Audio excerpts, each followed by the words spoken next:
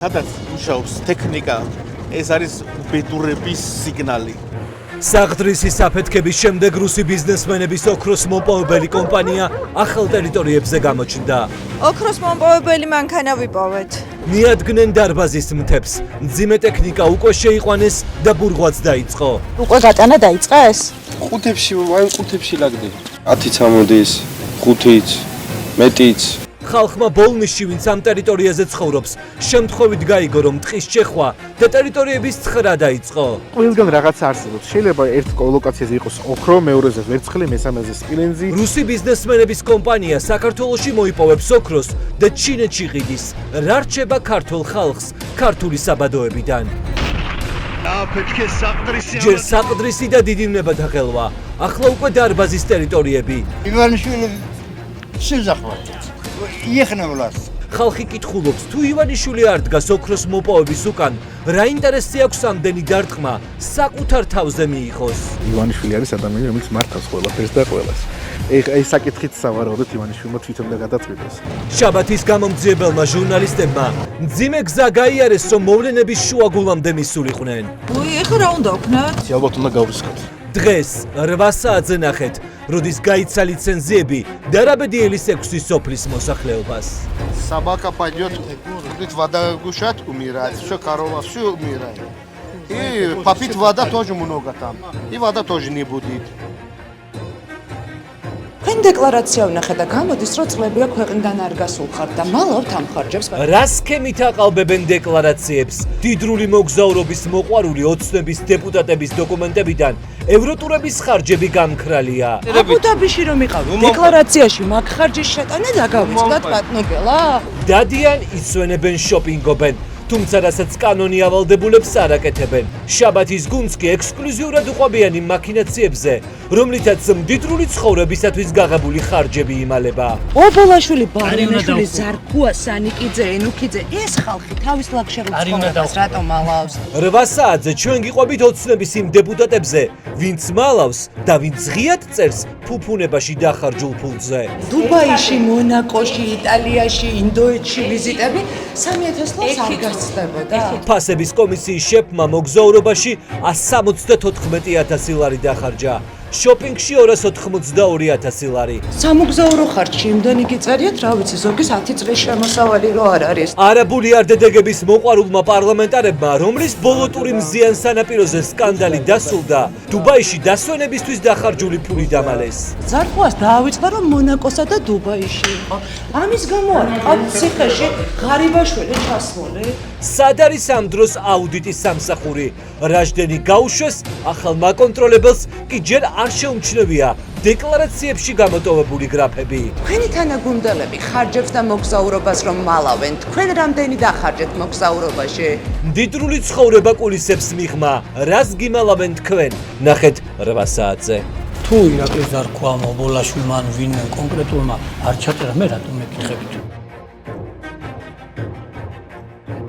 რუსები ცხოვრობდნენ აქ და თითები დააჭრეს, იცით რამე? კი გავიგე ის. სამ ახალგაზრდას თბილისში ყურები დანით და თითებით სული დააჭრეს. ერთი დღე აწამებდნენ ამ ადამიანებს და ვერავინ ვერ გაიგო. არა, არავის არ გაუწია. ითხოვდნენ კრიპტოსაფულეზე შენახულ დიდ ფულს. ეს იყო გარჩევა კრიპტოვალუტის გამო? ყაჩაღებს ეგრეთ წოდებული ნაკოლი სავარაუდოდ რუსეთიდან მისცეს. ახალგაზრდებს გაზის ინკასატორებად გაეცდნენ. ბინაში შევიდნენ და ერთი ღამე და თითქმის მთელი დღე აწამეს. სულით შეიარაღებული პირი მომიახლოვდა და გამიჭრა მარჯვენა ყურე. მეორე მამაკაცმა კი დანა მარცხენა ყურზე დამადო და ყურის მოჭრა დამწყო.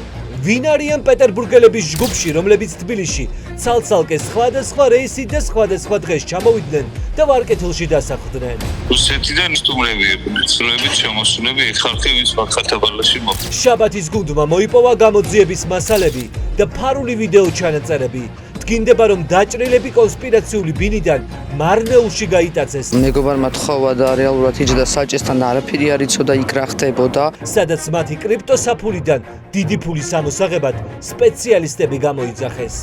პროგრამისტმა მოიტანა სპეციალური მოწყობილობა, რომელსაც ტელეფონს უერთებდა. თან პერიოდულად გვეკითხებოდა პაროლებს. 2026 წელს გაცოცხლებული ყაჩაღობის 90-იანების მეთოდები. ნახეთ დღეს 8 საათზე. კოკო студентов должны переехать учиться. Каково поручение из Москвы? ნადირობა ქართველ აბიტურიენტებზე რუსი დიპლომატები მოსკოვში გასაგზავნად ახალგაზრდებს მთელ საქართველოში დაეძებენ. Хочу поступить в Россию на бесплатное обучение. Это у вас такая программа, да? Да, это у нас есть такая программа. სწავლა უფასო, ცხოვრება უფასო, ბონუსად სტიპენდია.